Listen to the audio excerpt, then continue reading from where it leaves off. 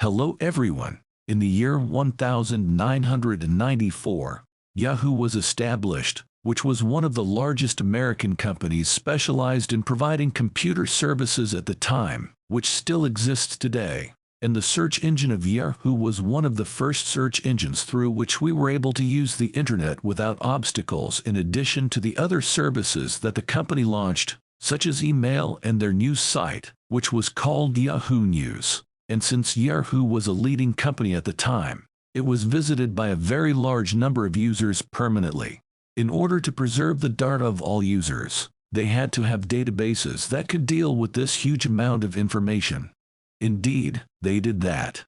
They built the largest data warehouse in the world, whose area was 2 petabytes, and a petabyte equals 1,000 terabytes, and a terabyte unit is equivalent to 1,000 gigabytes. Meaning a petabyte is 1,000,000 gigabytes.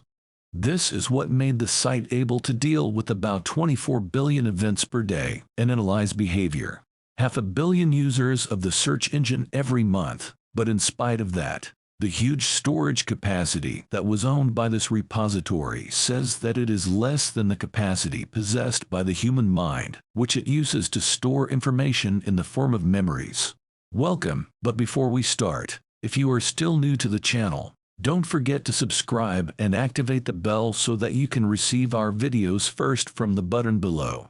Before we talk about the capacity of our memory, let us first talk about the concept of memory, its types, and the way in which memory is not stored. It is one of the most important capabilities that we have, because it is simply the ability that makes us able to process and store all the information that we receive from the world and retrieve it when we love from others that we will not have. A language in which we communicate with each other, and we do not develop ourselves, and we will completely lose our personal identity and memory. It consists of 3 main types. The first type, sensory memory, and this memory is what your brain stores. This period is very short, not exceeding half a second for visual information and 4 seconds for auditory information, like you keep walking in the street and see a car or a building or hear a sound without paying them any attention. Your attention at that time is the information that is stored in the brain in the form of a short-term memory. And short-term memory is the second type of memory. And this type lasts for a period ranging between 20 to 30 seconds, and in some rare cases, if this need takes a much larger space from your thinking and attention, then it will move to the third type of memory, which is the long-term memory, and this is what remains stored in our brain for a very long time. If we wanted to know how to store memories in the first place, initially, memories are stored through the electrical and chemical signals that occur within our brain, which are the result of the interaction of neurons with each other, whose number is estimated at approximately 100 billion neurons, about 1,000 synapses, and this is to keep in constant communication with the rest of the second neurons. And based on the information we have about the number of neurons and synapses, or criticism of neural synapses, some scientists were able to calculate a simple calculation by which they know the memory capacity in the human brain, and this calculation is that they multiplied the number of neurons, which is 100 billion, by the number of synapses within each cell of 100 billion, which is 1,000 synapses. So they said the result in the other is 100 trillion. If we try this result for a language that the computer understands, we will find that the memory capacity in the human mind is 100 terabytes, which means 100,000 gigabytes. But is this calculation correct? 100%? In fact, no. The reason that we are currently unable to rely on the calculation that was used above DN is that we assumed that each synapse stores about 1 bit of information, but this is incorrect. And this was confirmed by a study conducted by a group of researchers from the American Wire Institute, which indicated that the capacity of each synapse is greater than the one that was once assumed. Researchers at the institute were working on reconstructing a 3D model of the hippocampus of mice and the hippocampus. This is a part found in the brain of humans and other mammals, and it has a big role in storing information. The important thing is that the researchers, while they were working, noticed that some neurons in Hussein are connected to each other with more than one synapse, meaning that instead of the cell communicating with the second with one synapse, it connected with it with a synapse. The scientist Tom Bertle, who decided at the time to take advantage of this observation that she knows more about the sizes of neural synapses, and in order to know this, he used very advanced microscopes, and after the computational algorithms that he and his team developed, in order to measure the difference in sizes between the two synapses that are present in the cell and those that are connected to only one cell. The result was shocking. At first, it was expected that the difference between the two would be simple, but they noticed that the size between them is almost identical. The percentage of differences between them in size did not exceed 8%. After some calculations, they used the figure of 8%. They concluded that there are about 26 different sizes of clamps, neurons, and some of them have a volume 10 times larger than what was expected, and the single synapse does not store a single bit of information as they used to remember. It stores about 4 to 7 bits.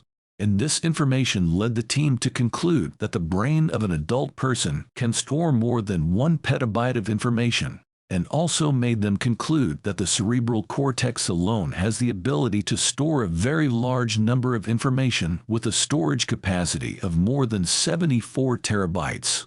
As for the total capacity of the human brain, in an article published in scientific magazine Americae Transfer It, the human brain's reach storage capacity is about 2.5 petabytes, despite all the technology that we have and the progress that we have achieved in all fields. Knowing the size of the memory accurately is an impossible process in all the meaning of the word throughout our lives.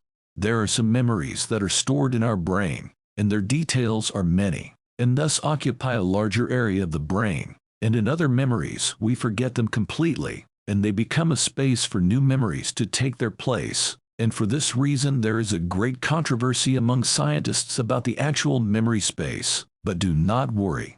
Almost all scientists agree that the capacity of human memory is huge. It cannot be calculated more than anyone imagines. They just differ in the number that expresses this capacity. So you should know that our memory capacity is impossible to get rid of, no matter what happens.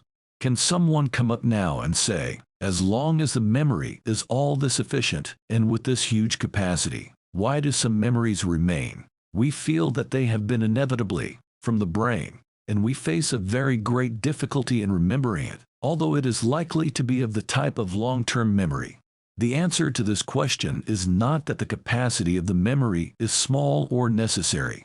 The whole problem is in recalling memories, meaning the capacity itself can receive a very normal large number. The main reason for forgetting is that our brain is sometimes unable to retrieve the memory itself. If you want to know more about the causes of forgetting, we did an episode before on the channel titled Why Do We Forget? We talked about it in detail on the subject. Now, if we want to improve our memory, and we can retrieve it better, since the problem is not a problem of space, then I have some steps that if we applied can improve our memory significantly. The first thing we should do is exercise for at least 150 minutes a week, even if it is simple exercises such as brisk walking, and we try to practice 75 minutes a week of exercises that require high effort, such as running, for example. Of course, it is preferable that this time be divided throughout the week, and this is because research and studies say that exercising continuously, it helps to increase the activity of the hippocampus, and thus directly helps in remembering events and creating new memories as well. What is the second step that we can do, and what is no less important than exercising, is that we do mental sports, such as reading a lot, solving crossword puzzles, playing Sudoku, and so on. And the third thing, it remains that we sleep well for a period ranging from 7 to 9 hours a day. And if you follow our channel for a long time and watch many videos, you will find that we always encounter a problem and we start trying to advise solutions to it. Good quality sleep for 7 to 9 hours is always one of the solutions. Don't underestimate that you sleep well even if you are still young. The video has ended. Do not forget to like and subscribe to the channel. Even if you have a question that comes to you in the middle of the night, write in the comments under the video so that we can answer it. Most of the things we do now will be and take from the comments,